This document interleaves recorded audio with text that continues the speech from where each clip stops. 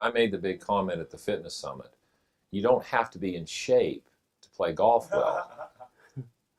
But that went over good, I'm Well, sure. it was quieted everybody down. Yeah. But the reality is you don't. You know, there's some things you have to understand, and if you do those basic things, you can be pretty proficient at this game. Right. If you move within the patterns of design of the human, it doesn't matter what you look like. Exactly. As evidenced by watching the Masters. I watched when they started, and the first 3 or 4 pairs that went off there, every single one was completely different looking. Oh, yeah. And yet, they're all good because they were in the Masters. Yeah. Okay. That tells me that it doesn't really matter how you look. What matters is how do you interpret the information and how do you respond to that. That's all it really is, and that's all done in the nervous system. Well, see, in that message you just said right there, that's the key to helping people really play the game. Because when they make this comment and they start putting models out there, which is what they've done, they've taken the tour, they've created a composite model and said this is what it's supposed to look like. Yet the very best players in the world don't conform to that model. So the concept of here's the model, the closer you get to it, the better you're going to be. The model is really you.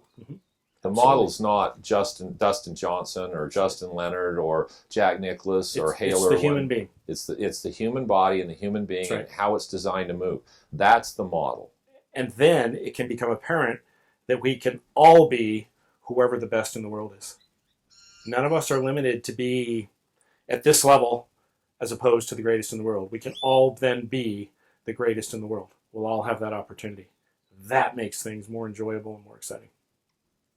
Well, that's where people have gotten screwed up. I mean, I can tell you in the golf industry, we spent a lot of time trying to focus on positions and focus on things that really handicap the individual person's ability to display their athleticism in a sport. And we've handicapped them so bad that the industry is going this way and people are going, this game is too hard. It's not too hard. The way it's been taught has made it almost impossible for people to be really proficient. But there's so many people who have made a living like that. And it goes against that.